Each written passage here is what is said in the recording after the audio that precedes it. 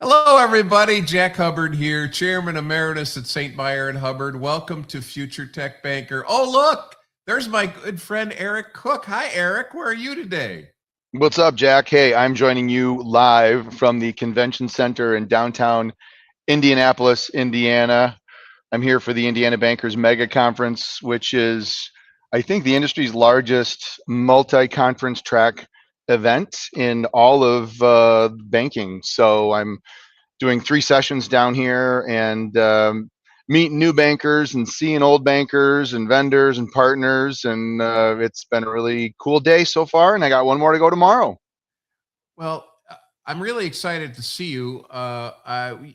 We started this program a few weeks ago, and between your travel, which is extensive, and you weren't feeling terribly well, you haven't been able to join us. So for everybody that has been with us for a couple of shows, Eric Yeah, is one of our co-hosts, and we're absolutely thrilled to have him. Eric's been around this industry for a long time, former banker, reform banker, as he likes to not call himself. recovering And banker and not as long as you, Jack. Just make sure we're clear.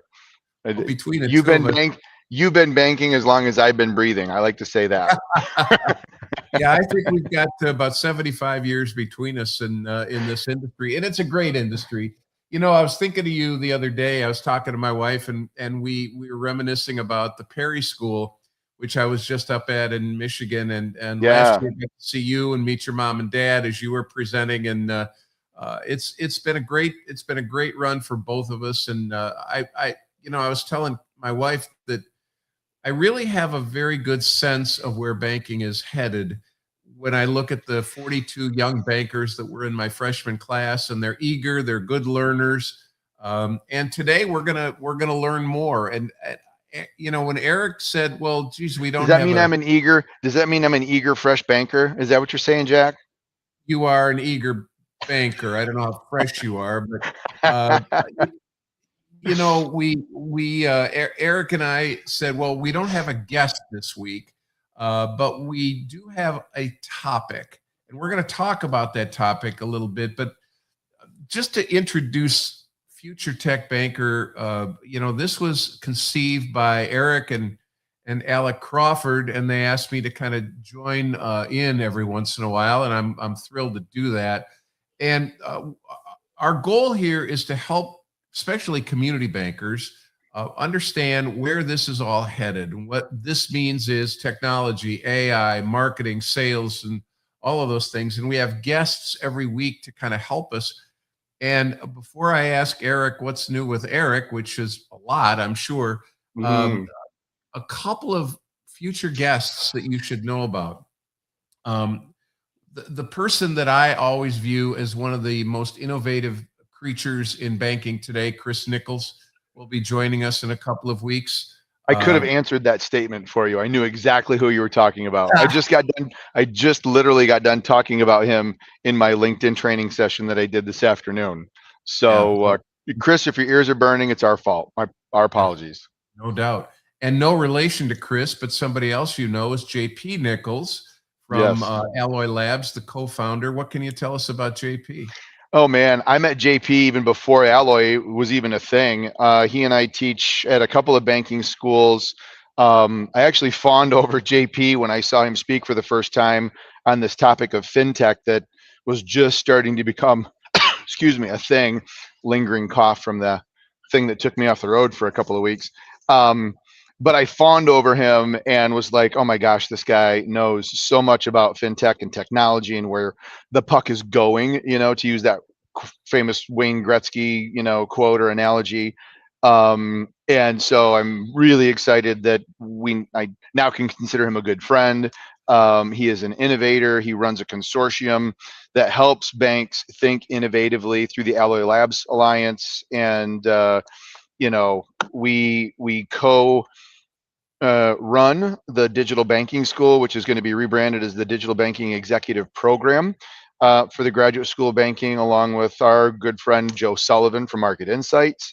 And anytime something comes up that's fintech related, who are the players in the space, what's going on beyond digital marketing, and some of the stuff that I pay close attention to, JP is the first guy I call, and you're really going to enjoy that conversation.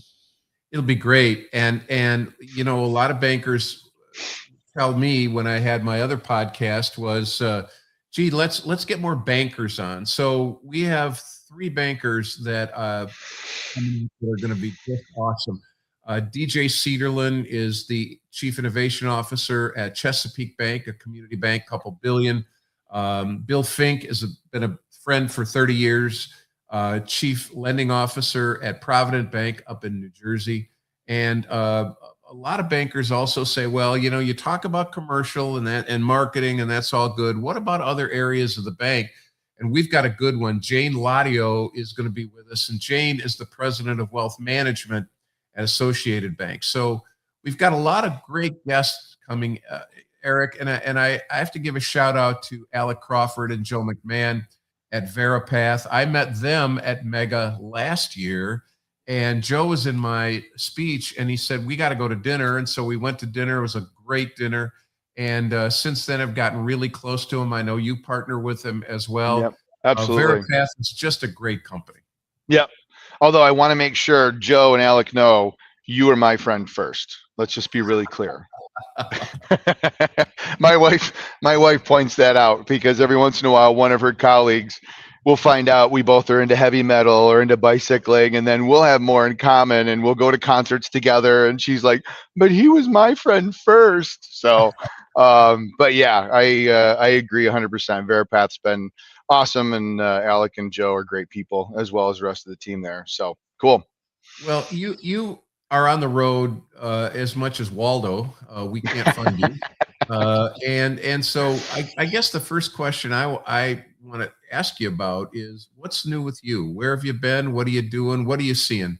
Yeah, so probably one of the coolest things that I'm excited to announce, we kind of, you call it a soft launch or whatever the case is, but over the last couple of years, we've been spending a lot of time doubling down on helping bankers understand artificial intelligence. It's a huge issue. And I have a little bit of deja vu in that regard, because when I left the world of banking in 2007 and decided I wanted to go play on the other side of the desk, I was one of the few in the industry that understood banking, compliance, risk, regs, technology, culture. But I also then jumped into the world of digital marketing, starting an agency in the WSI Global Network. So I knew both sides, and it was very much a cultural shift. We don't want to be on Facebook. We don't want our lenders on LinkedIn. We don't want to be in an environment where we can't control the conversation. What if somebody says something bad about us? What if somebody posts something? But you can't control that. You just have to show up and be a good person, be a good bank, be a good organization, and trust that the universe is going to reward you for what you're doing. That fast forward to, I don't know if we want to be an AI. That tarnishes our brand voice. It makes us sound like a robot. Our employees don't want to embrace it because it's going to take their jobs. All of the reasons personified as to why AI is a scary thing, I heard when I started helping banks get over that fear and lean into and leverage social media. So we have launched communitybanking.ai as a dedicated initiative between Robert Mitchell, who's our chief AI officer, and Josh Houston. Josh Houston. His name's not Jeff. Josh Houston, who's our primary AI architect that runs a team, and we are working with banks and organizations in the financial space, helping them not just play with the tools, but understand the mindset shift. And I think anybody that you listen to in the AI space these days will tell you there's much more of a change management, leadership, culture struggle than it is a technology one.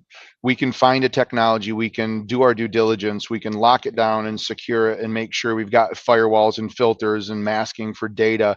But if the staff's not willing to lean into it through aha moments and they see how they think differently, so that is something that I'm super excited. We're going all in on that. Doesn't mean we're leaving the world of digital. We're still building bank websites and doing digital marketing and search and social and all that stuff. But I think this is a real opportunity and I'm really excited. So been doing some traveling, got a little sick, which is weird. I'm fine. Just got kind of a nasty head cold, took me out of commission. Um, had to sell a third row ticket to a Duran Duran concert in Las Vegas because I couldn't travel. That was probably one of the most terrible times, I guess, over the last couple of months. But I guess that's a first world problem as well.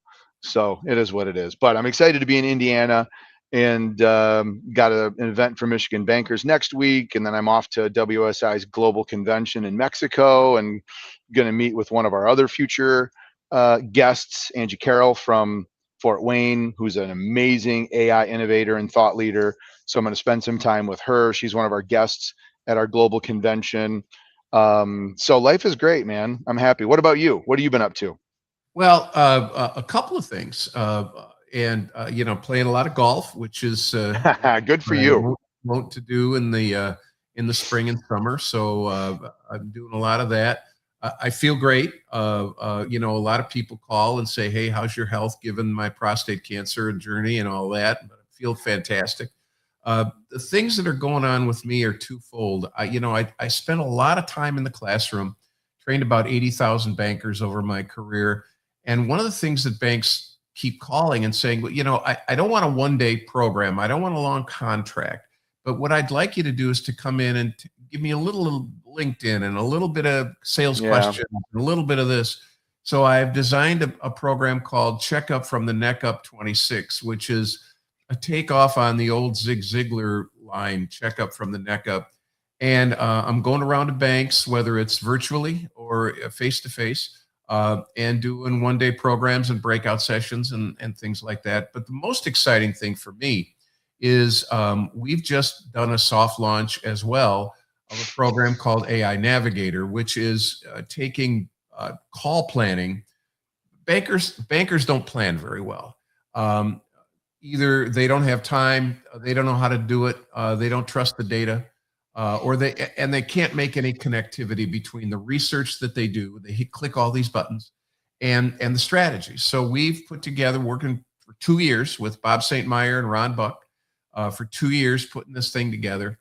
And in less than 2 minutes, a banker will have a full and complete call plan, complete with research, complete with strategies, complete with power questions, complete with lots of other things. And so we've piloted this at 3 banks. Millions of dollars in new opportunities are coming in. Bankers are getting second calls more than 50% of the time. The average is 17% because they're intriguing the buyer. They're making sense. They're working with the buyer. So I'm really excited about that. Again, soft launch. It's coming out soon. It's working, and really excited about that. The other thing that I'm really excited about is to see you at Mega, because I think there's a lot of great conferences out there, but from a state conference perspective, Mega is about the best of the best. And what I wanted to do today, based on your idea, is to talk a little bit about maybe 3 stages of a conference. Um, so let's start by talking about what you do before the conference. You go to a lot of bank conferences and non-bank conferences. Let's Yes, do this in two ways, because there could be non-bankers watching. I'm a absolutely. non-banker. I'm going to a conference. What are some things I need to do before? I'm a banker going to a conference. What do I need to do before? And I got to tell you, I've spoken at a lot of conferences too. And one of the fascinating things to me is how bankers hang by themselves. They stay in their hotel room. They order room service, and they spent thousands of dollars to go to these conferences, and they're recluses. So Yeah, talk a little bit about that prep stage. yeah. And I don't know as if it's really that different between a bank conference and a non-bank, or a banker versus a non-banker. I kind of got inspiration on this. I saw another example of someone that put together like a prep guide, but it was over on the Salesforce side. I'm like, God, that's a really good idea. And I always thought that this would be something cool to create for our banker friends. Cause like we're always at events, we see people in the room, but like you said, they're sitting with each other at the same lunch table, and they go out to dinner with themselves, and maybe a vendor will take them to dinner, but that's about it. So, like you said, I think there's 3 stages. There's before, there's during, and there's after. So when you think about the before, and I know you've got some ideas too, so we're just going to riff back and forth. I think about what is it? I mean, first off, you got to get permission or budget approval to go, and you may need to build a case for that. Some organizations, like I attended virtually, I couldn't go in person this year, unfortunately, but I attended virtually Social Media Marketing World, and it was in Anaheim, California. One of the things that Michael Stelzner over at Social Media Examiner does really well is on his conference page, he actually has an email template that you can download, that if you want to go to Social Media Marketing World and you're trying to convince your boss that you want to attend this event, he's created the email that you can then customize and give to your boss. And honestly, until we started talking, I didn't even have this idea. But for anybody that's listening that might be an event organizer that is wanting to get more people at your event, make it as easy for them as possible to sell their boss. This is what you're going to get. These are the people that are going to be available. Here's the opportunities for ROI. These are the lessons. Here's testimonials from people that attended last year and all the great information that they took home with them. That's a really great way to increase the odds that somebody that wants to go to your conference is actually able to go to your conference. But once you've got the permission and the approval, then it's thinking, okay, what is my primary goal? Am I going there because we're scoping out new vendors for online banking, or we need an online learning platform, or we're looking for a new card processing vendor? And then looking at the agenda, a lot of times they'll pre-publish or make an event app downloadable before the event so you can see who the vendors are, get a lay of the land of the conference exhibit hall and where those vendors are.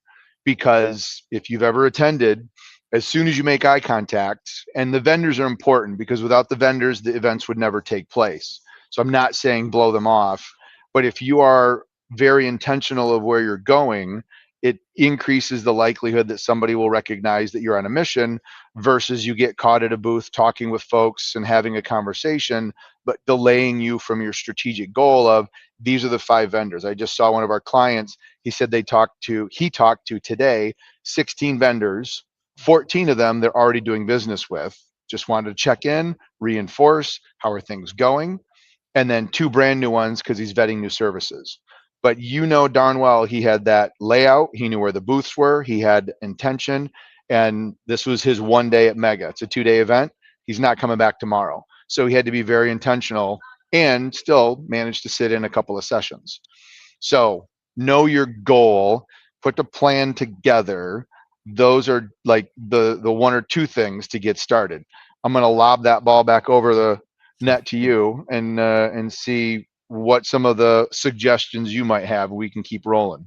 You know, and Mega is it's a balanced conference. It's a horizontal conference. It's not vertical. In other words, it's not Social Media Marketing World. It is a very general conference. There's lots of speakers, lots of different tracks. There's even a director track.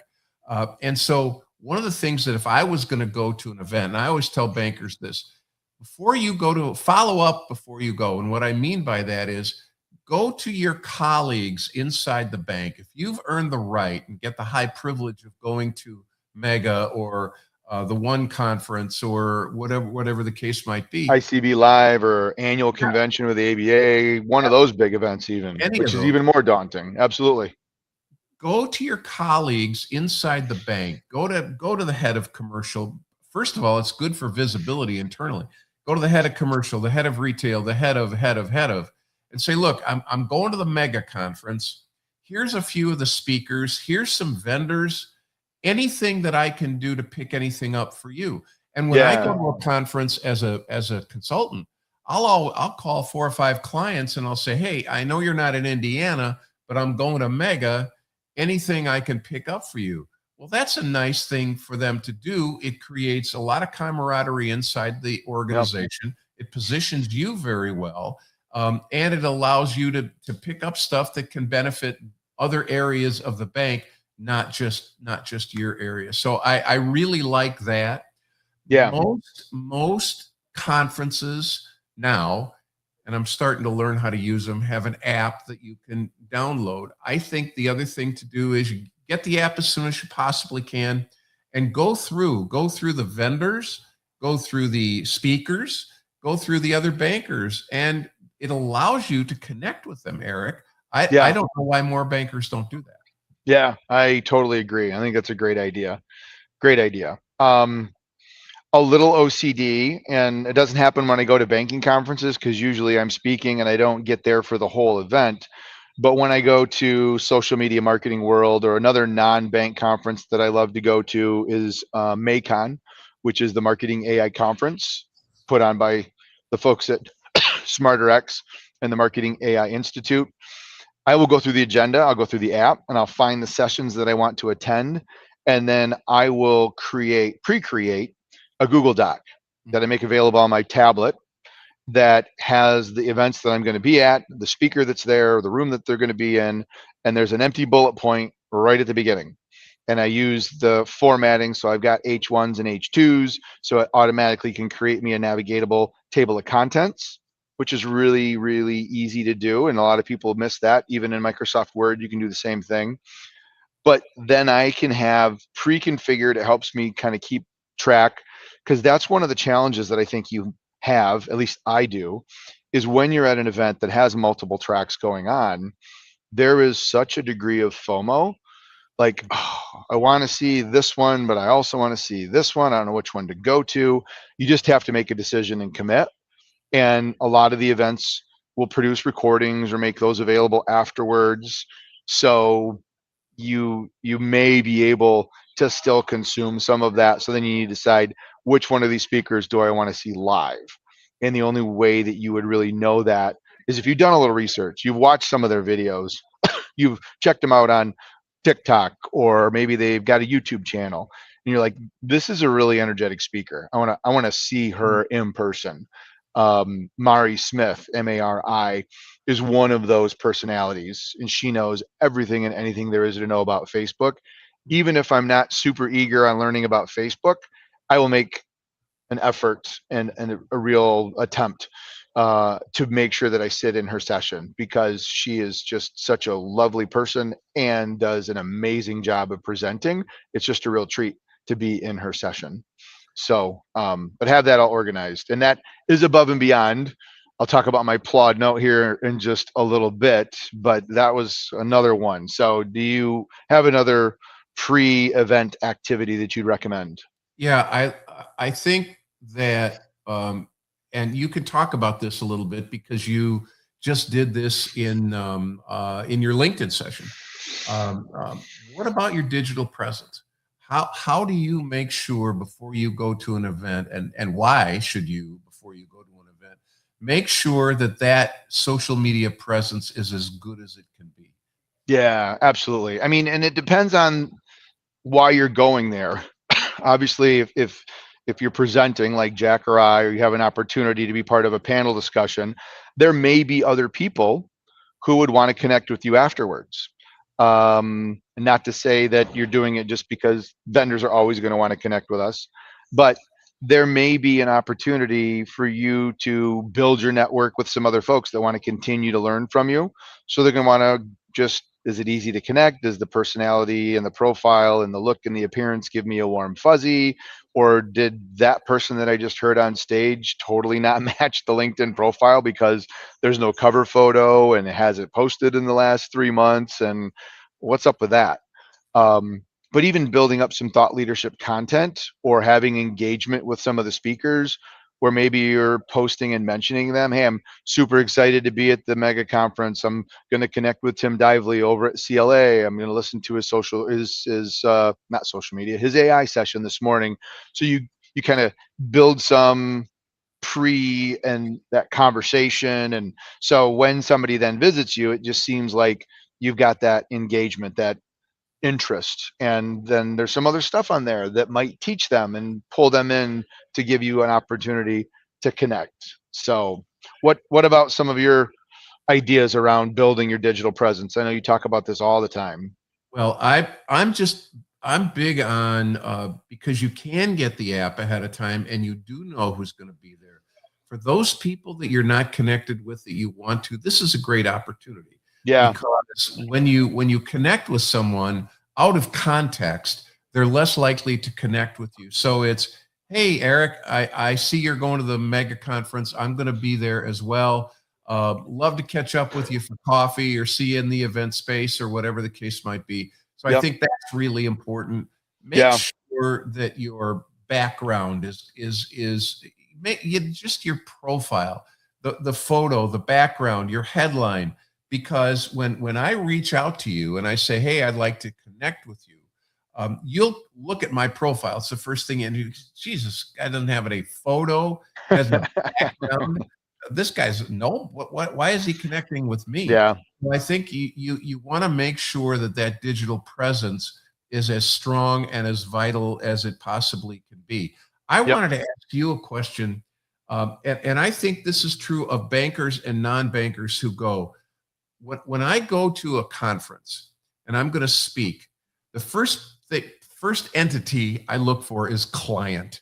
I want to go through the whole list and I want to say, I want to see my clients. I want to make sure that I don't ignore my clients. That's really important.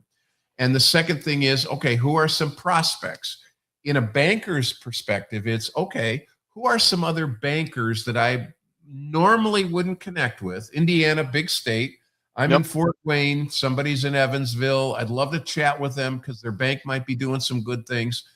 And so who? But not out of my back door, so it's not a competitor. Right. Exactly. Who can I set up some pre-meetings with? So that I know going into the conference, okay, I've got dinner with Eric on Monday. What is this? Wednesday. I got dinner with Eric on Tuesday. I'm going to play in the golf outing. And I want to see Jim for a drink after that, and I want to see Mary for breakfast on Wednesday rather, Thursday. How does that work for you? How do you go about doing that? Yeah, sometimes it's, hey, let's just make sure we're connected through text message, because the day for me sometimes gets really fluid. You know me, I'm a little bit of a leaf blown in the wind. It depends on who pulls me where and who knows what's going on back at the office. So if I can get somebody's text, and I literally did this text message, I had my phone on do not disturb because I was presenting, came back, oh crap, oh, I'm checking in at the hotel, okay, when do you want to be available, stepped out of my meeting, and we had a really lovely 45-minute conversation. But we prepped for that, knowing that a text is going to be the best way to track me down. And if I schedule something, that's going to, so sometimes you might need to be a little bit more fluid in nature. But that typically is the best for me, where that text message, and then if that connection doesn't happen, you've at least got their text. You can call them, you can set up a follow-up discussion. Hey, sorry, we didn't get a chance to connect, man, it was busy, blah, blah, blah. And then you can set that as a follow-up later. But be intentional that at least the people that you want to connect with know you want to connect with them. So I'll add one more thing on the prep, and then we can go to while you're there. I want to talk about QR codes, but we'll do that right after yours. All right, and then we'll go to there. Yes. The thing that I want to talk about is safety. There are wives, daughters, single women that go to these conventions. They go alone. I would say know the city before you go. Where you are, the Marriott, the Westin, that convention center, it's a very safe area of a very safe city, Indianapolis. But things happen. So where should I go to dinner? Is it walking distance? Should I go at night? What are some things I should be considering around that? And when I started training, my very first training session, I'll never forget this. It was one of those faux pas that keeps you up at night. And it was 35, almost 40 years ago. And a woman in Cleveland raised her hand, and it was my first training session. So I'm just trying to get through the damn material. And she said, what consideration should I give around safety when I go into someone's office? And I blew it off. I said, well, sit down and know where the door is. I mean, it was almost flippant. Yeah. But now that I have a daughter who goes to other offices and was in New York, et cetera, and a wife who, when I'm on the road, is by herself. I'm way more sensitive to those kinds of things. So Yep. know the city, know where you should and shouldn't go. How much are the cabs? How close is it to the airport? And all those little logistic things. Do that before you Yeah. go, Eric, and not when you get to the city. Well, and what I would also suggest, especially so for two things, and not to say that something bad couldn't happen to a guy, but most of the time, let's face it, it's probably a woman that's going to get targeted. So make sure you're aware of your surroundings, travel in groups so you're not walking in an unfamiliar area. I make a really conscious, intentional thought when I'm at the Graduate School of Banking, because I teach there in Madison. And, we go out, we're at Wando's or we're down on State Street and we're having fun. And it's, 11:30, 12 o'clock. And someone's like, I'm done, I'm out. I will make sure I will walk her back. I will say, and it's not to be the creepy, you know, I'm happily married. That's not why I'm walking a woman back to their dorm room, but I am walking that individual back. And even if they say, oh, don't worry about it, I've walked it 1,000 times, I'm going to say no. And for the gentlemen that are listening to this, you need to step up and you need to look for those signs and to be that person that says, no, I'm going to. It's like somebody wants to take their car home and they've had too much to drink. Even if you, pardon my French, even if you got to be a dick about it, you're going to take the keys from that person and make sure they don't drive. You need to do the same thing, because even in Madison, Wisconsin, we've talked about Macon, which is in Cleveland, but there were a couple of spots and there were some people roaming around that were homeless that even made me uncomfortable. And I was with 3 other dudes. And so take the initiative to make sure that we protect each other. It's a really important thing. And I hadn't even thought of that. You're going to totally make my QR code thing seem like, nothing now, but No, it's cool. It's important. it's a really good point. I'm so glad that you brought that up, Jack. So, what I would say, and I don't know how many folks that are listening are even aware that you can do this, but inside of your LinkedIn app, if you do this before you go, you're not going to struggle when you get there. Practice, play with it. Pull up your LinkedIn app on your phone. Tap on the search, like you're going to look for somebody or look for a company. And underneath the search over to the right, you're going to see this little block that kind of looks like a QR code. It doesn't really. I mean, come on, LinkedIn, you can do a better job of that. But that's going to give you a screen that's going to look like this. This is a QR code I have printed on all of my business cards. I have it in all my slides. You can download this to your phone. You can have this available. So if you want to connect with people, you can say, hey, do you have the LinkedIn app on your phone? Let's swap business cards that way. And they're going to be like, what? I didn't know you could do that. And you are going to blow their mind. You're going to be the cool, innovative banker that knows all the tricks on the phone, even if you're completely a digital immigrant and you have no idea what you're doing. That's going to make you look like a LinkedIn rock star. Boom, scan, and then immediately send them a message to say, hey, it was great meeting you at Mega this year. So glad we were able to connect. Look forward to talking soon. I do that because I drop in the reference to Mega, so that 6 months from now, when that person that I never talked to or we forgot to, and they send me a note and they're like, hey, can we hop on a call? And I'm like, where did I meet this person and how do I know them? You have that thread inside of your messages. Oh, that was Mega in 2026. I remember now. Maybe even throwing a little clue as to what you talked about. That's a little bit more of during, but that gives you the comfortable way of weaving into that. And then lastly, pack a little battery case and a cord, because everybody runs out of juice. And I've seen it, I don't know how many times, with the person standing next to the wall with their phone plugged in and they're tied to the electricity. If you've got a little charger that you can just throw in your pocket or your purse or your bag, you've got power all day long and you don't have to worry about it. I'm at 41% right now. And I've plugged in a couple of times, but it's on my battery on my time. So we are a digital world, so make sure you prepare for that. So, yeah. All right, let's go into while you're actually at the site. So we've kind of done, I think, hopefully a good job of prepping. Once you're there, what are a couple of the things that you would suggest when you are actually on site at a conference or an event, Jack? Let's start with you. Well, let's start at the very beginning with registration and breakfast. I'm a big fan of getting to a location early, and I think when you go to class reunion or a wedding reception, going in last toward the end is pretty cool because everybody sees you. I want to be there first. I want to scope out a really good table. I want to see, because if there's a speaker after the breakfast, I want to make sure that I'm there. But I think the other thing too, as it relates to that, is you alluded to it earlier. If you're going with several bankers, separate yourself for God's sake. You've talked to them enough. Go to different But it's tables. safe. But I Yeah, know well, them. I you don't know like what? meeting new people. I'm sorry. Then don't go to the darn conference because we're social people and nobody's going to harm you or bite you or try to sell you something.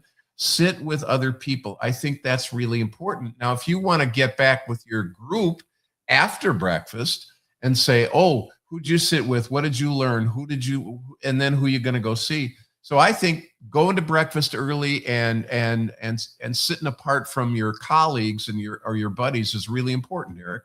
Yeah, I would agree. And I mean, I get it. There's camaraderie. You've got a friendship there. Maybe you don't get a lot of social time because, yeah, you work with them, but that's work. So maybe this is enjoyable. But even if it's, you and another colleague or two, then the three of you look for a table that already has people at it. So you don't just sit at an empty table and it's now just the First National Bank or whatever table and it's just the three of you.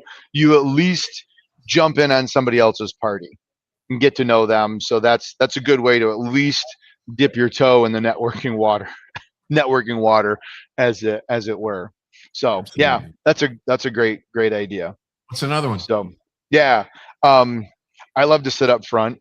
Although Tim today I had to bow out for a meeting, and he normally knows that I sit up front because he usually teases me about it.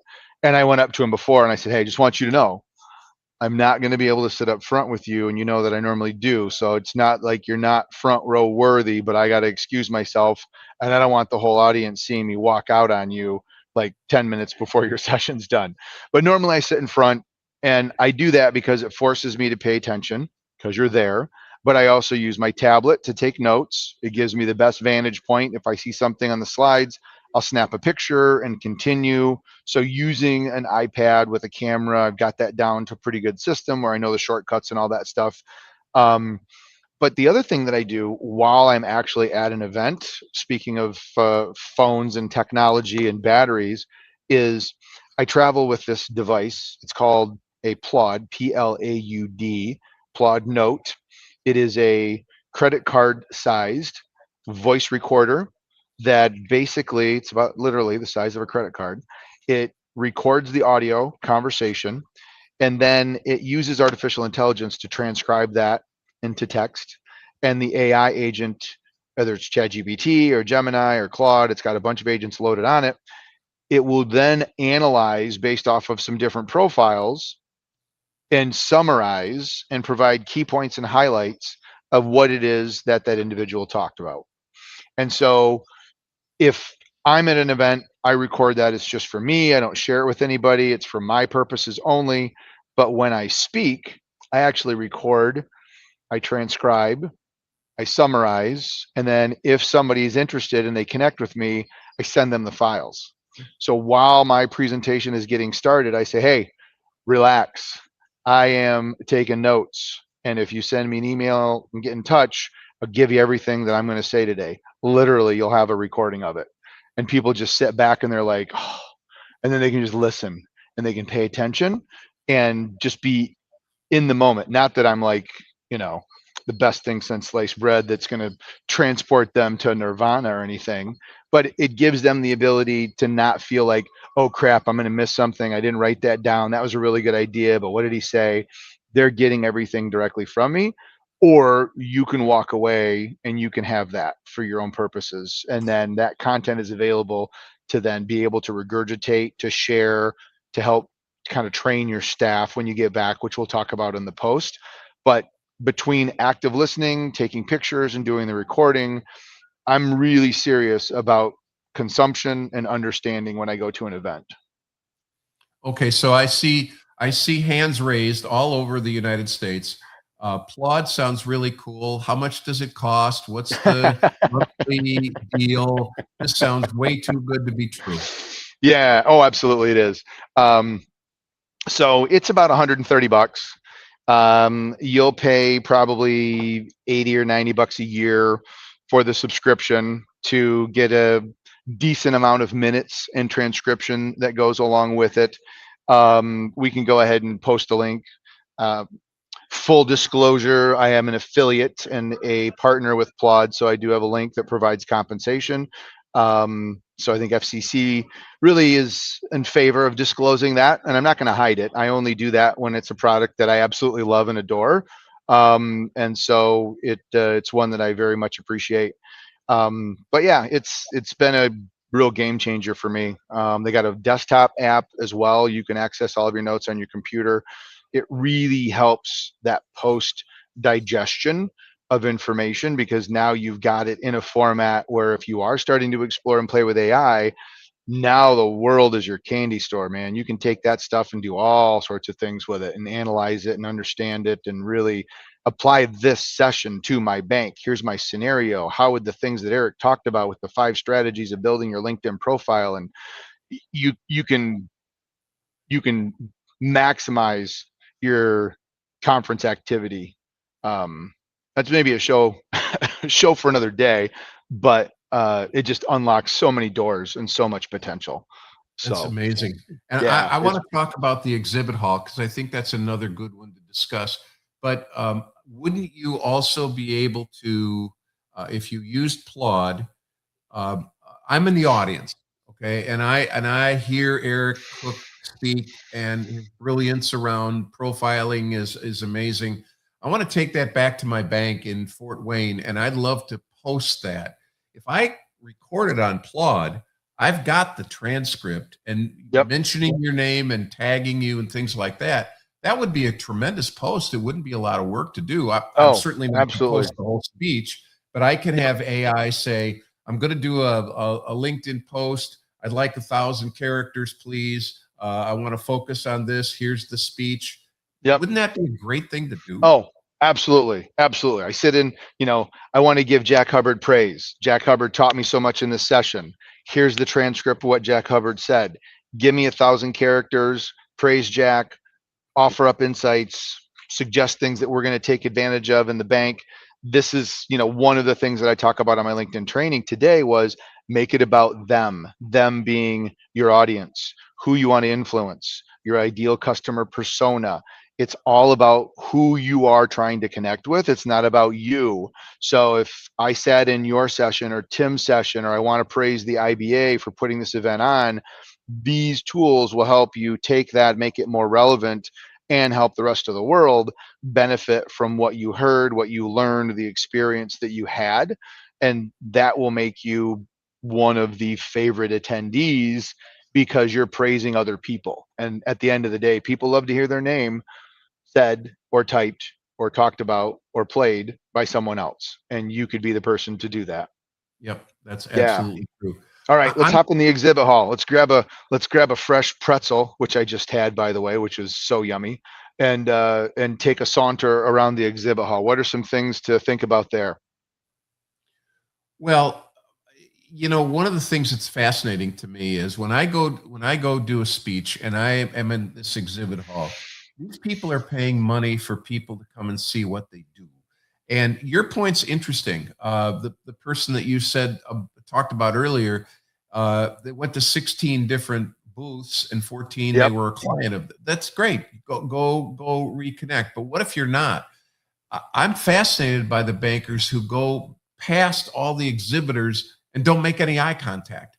The Yeah. exhibitor isn't going to hurt you, try to push a contract in your face. They're there to help you. I don't know Yeah. what you see.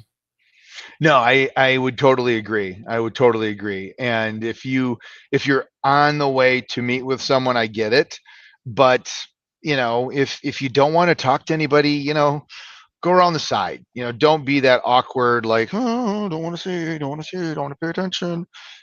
That's, yeah. Spend some time. Hey, what do you do?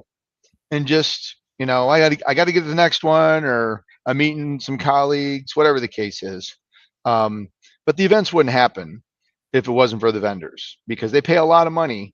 Believe me, they pay a lot of money to be there, to support the event, and to make it possible to be able to bring in the speakers, and to, pay the venue. So it's a very important part of the process. And who knows, you might be surprised, if it's not the right fit for you, and you're like, that's really not what we're looking for. And if they're a good networker, I mean, they know probably a lot of the other vendors, because they see each other at events. You're going to be in Ohio next week? Yep, I'll see you there. So they know what each other's doing. So you could say, hey, I'm not so sure you're the right fit, but do you know of anybody that does X, Y, Z, or whatever? And they'd be like, oh yeah, you got to go check out Marie over at Pulse. Go talk to her. Yeah, we just had dinner last week down in Memphis, and oh my gosh, she's amazing. So go chat with her. They could be really good connectors for you too. And I would say that, and this isn't probably why you do it, but it could be. I get calls from bankers all the time. My job's been eliminated. Do you know of any Oh yeah. position? And you and I both are ex-bankers. We know a lot of ex-bankers who now are consultants. So going and meeting these people, maybe it's Yep. not today, but maybe your bank is bought tomorrow. Maybe you're not happy with your new boss. You go to a vendor and you say, well, tell me about your business. Well, we're really growing. We're opening an office in Cincinnati and Fort Wayne, et cetera, et cetera. Really, tell me more about that. And you never know here's what you do know. You're never going to get a date to the prom or get married unless somebody asks somebody to do something. Yep. If you don't approach someone, you may have missed a golden opportunity to have a position down the road that you could be very proud of. Yeah, I totally agree. So, I'm going to put on my social media hat here, because I feel like I need to. And you may not be a super social butterfly, and that's fine. But if you have a presence and you are participating, be intentional with capturing. And I'm saying this out loud, so I remember to do more of it tomorrow.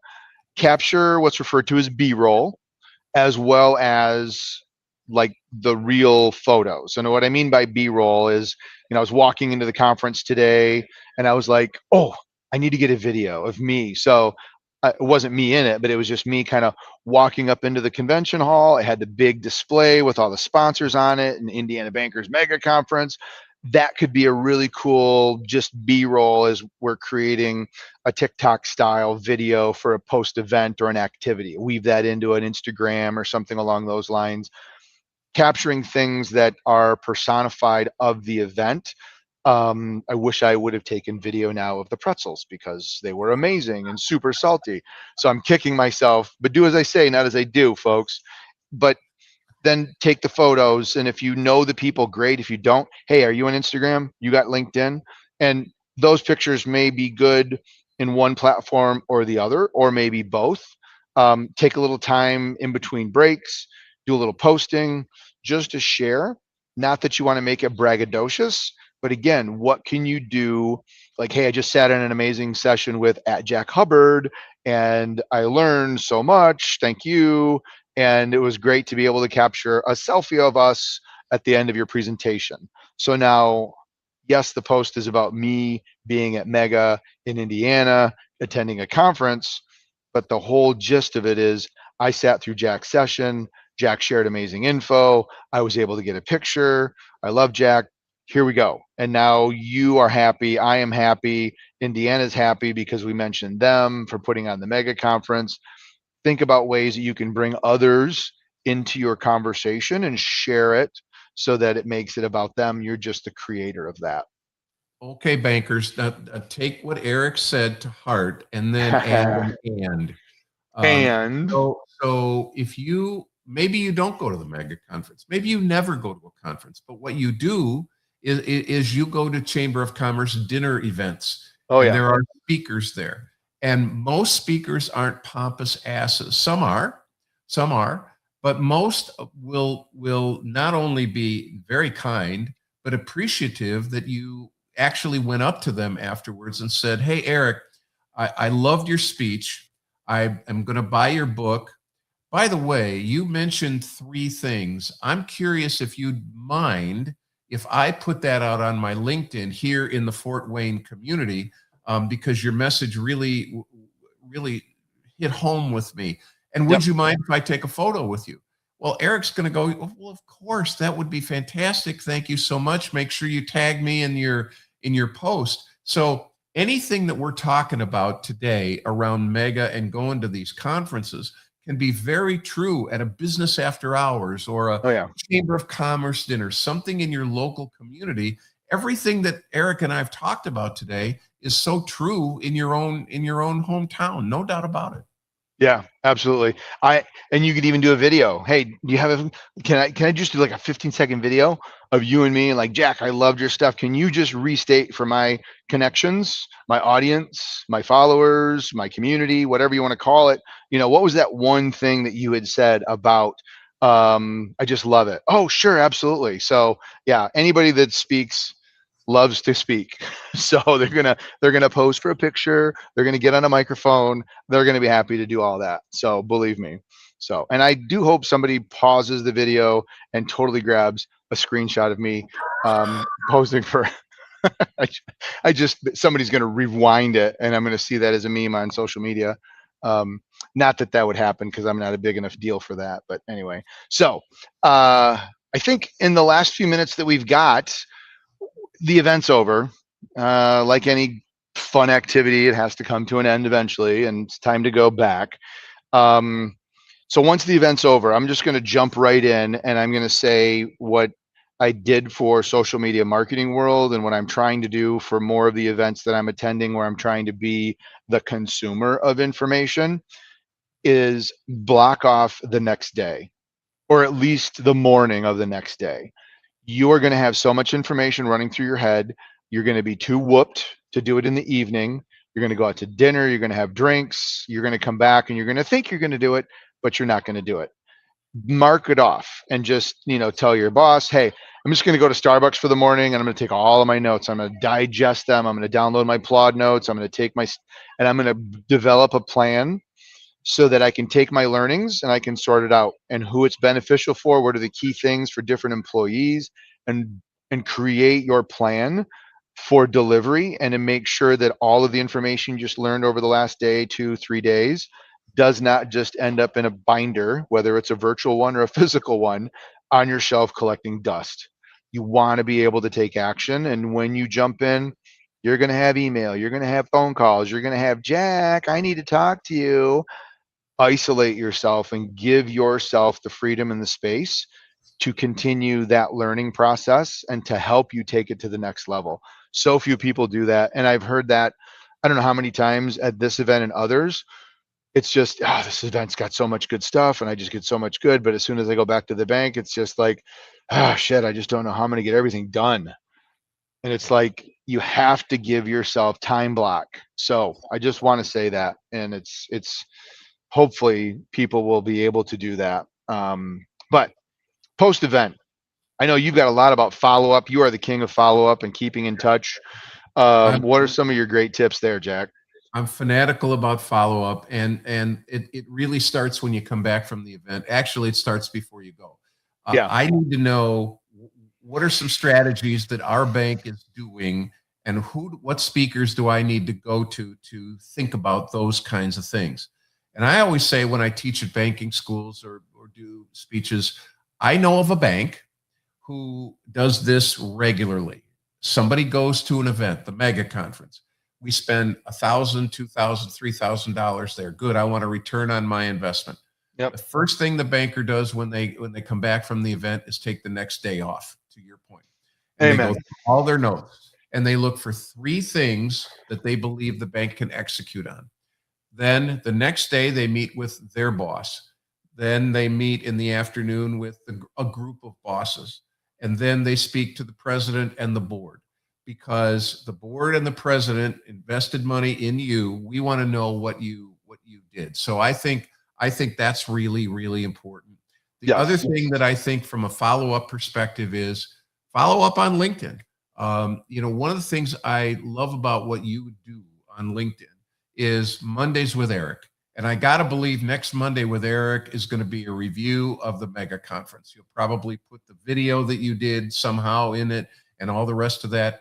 That's the follow-up. And I think there's value in the community to know that I'm a banker. I posted it on LinkedIn.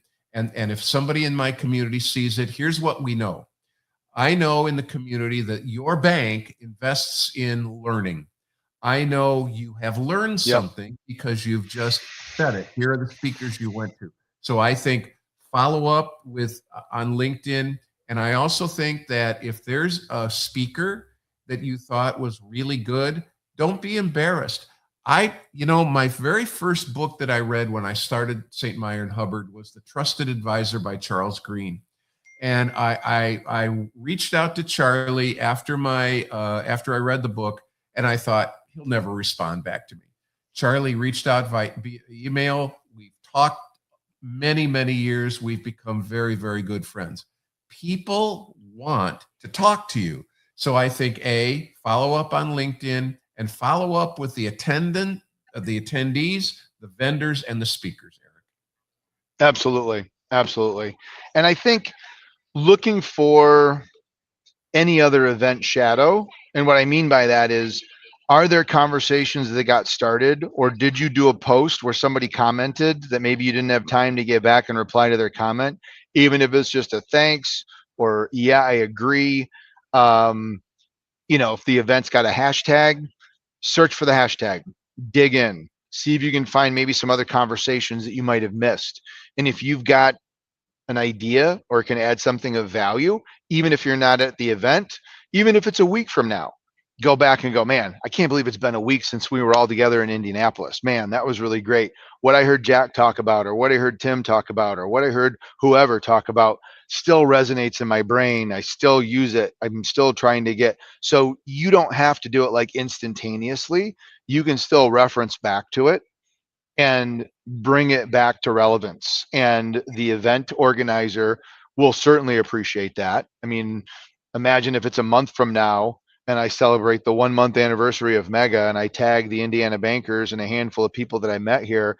How happy is the IBA going to be when I bring relevance back to them, talking about the industry's largest multi-day cross divisional event that's got nothing but positivity behind it. So and I want to follow up on what you said there about the conference organizers. There's people in Michigan, for example. When I spoke in Michigan, I taught in Michigan. I got back Monday night. You're kind of tired, but I right away before I went to bed, I wrote my follow-up note to Rand Painter and Stephanie Fisher. Lori Reese does a great job at IBA. And if she walked by a little bit ago and I was waving. I don't know if you saw me, but she didn't see. Yeah, that was Lori. And But if you want to get involved in committees, if you want to enhance your own career, one way to do that is to get to know those trade association folks, because there's a lot of committees that you might be able to get on. Oh, sure. The reason I'm very convinced that the reason that I'm here today in what I'm doing is a guy named Tom Franklin. Tom dragged me in, this was probably in 1975, to a bank marketing association event that I didn't want to go to. And he said, no, you're coming with me. We're going to this dinner. I ended up going through the chairs, becoming president of that. And here I am. So there are people that if you would just reach out to them and thank them, and that's not, you don't do it because you're trying to manipulate them. You do them because you truly appreciate what they did. And you have to understand that Lori Reese at IBA, after Chris Bennett retired, has spent thousands of hours making sure that everything is working well. The least anybody can do is to reach out and say, hey, Lori, that was a great event. I know you worked your ass off. Thanks so much. Yeah. Speaking of which, Chris Bennett does have a retirement open house little reception that I'm fortunate. I'm gonna, unless we talk for another 25 minutes, which I think we're pretty close to being done, I'm gonna get to go see Chris. I will make sure that she knows that both her and Lori were mentioned. on Give Future her my Tech best, Banker Eric. today. And She's yeah, terrific. Give her my best. absolutely. So that kind of puts a bow on this. Man, we covered a ton of stuff. I'm sure there's Mhm. things, if you are listening to this and there's something that you have found to be super helpful, wear comfortable shoes, take a sweater if you get cold, make sure you drink water to stay hydrated. Some people like to, how high can I get my step count? Sometimes people are posting, I have 15,000 steps. Oh my God. Just imagine all the people that I met over the course of today's, session. But a conference is a great activity. And I think one of the things, maybe to bring this to a close, when I attended Social Media Marketing World virtually, of course, I really wanted to be there in person because there's things that you can't get from a virtual event. I took great notes. I was able to capture lots of info, but I missed the exhibit hall. I missed the spontaneous conversations at the drinking fountain or the pretzel stand or going downtown.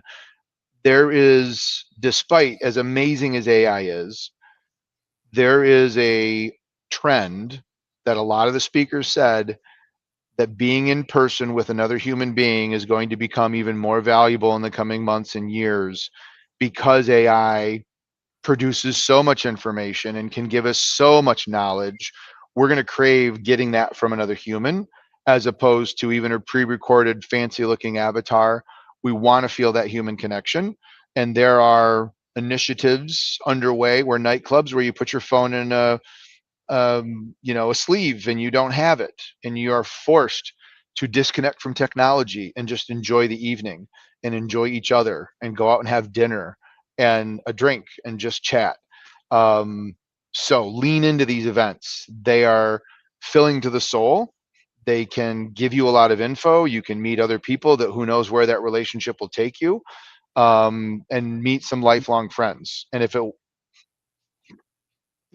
it wasn't for a conference, you and I would have never met. That's correct. And that would have sucked. Yeah, that would have sucked. Yeah, So become a lifetime friend, and yeah, and you never know where this could go. I'll let you wrap this up, but I would I just think I say, just did for me. So you go ahead. all right, I'll wrap it up then. So here's the other thing: be really careful. I'll tell you a quick story. When I was a young banker back in the early 1970s, not the 1870s, but the 1970s. Back when Um, Eric was I 3 years old. we we played softball. And the bank sponsored our softball team. What do you do after softball? You go have a beer. We weren't crazy. We didn't drink a lot, but we were wearing the bank uniforms. So the president the next morning calls me into the office and said, "Did you win the softball game?" I said, "Yeah, we did, Mr. Arnold. Thank you very much." He said, "Did you enjoy your beer?" I said, "Why do you ask that?" He said, "Well, you were seen at the bar." He said, "Let me tell you this." He said, "We'll sponsor the team. You can wear the uniform, but when you go to the bar, take the uniform off and put a Yep, different shirt on that's a good because point. you are representing the bank." My point is, when you go to Indianapolis and you go out to dinner, there's cameras everywhere, there's people everywhere. Not that you're going to be falling down drunk or do anything stupid, but just by being in a particular location may put you in a very bad way. I got to give props to my great friend Eric. He put all these notes together. This is absolutely fabulous. Sure, it's probably more than the 20 minutes that normal podcasting should do, but the goal of this program is not 20 minutes Yeah, and a lot of likes. It's, can we help somebody? yeah, So absolutely. thank you for joining. Thank you, my Yes. friend. Next week, Chris Nichols. Don't forget that. And we'll see you on the flip flop. Thanks, Eric. Sounds cool. Thanks for being part of the Future Tech Banker family. See you next time.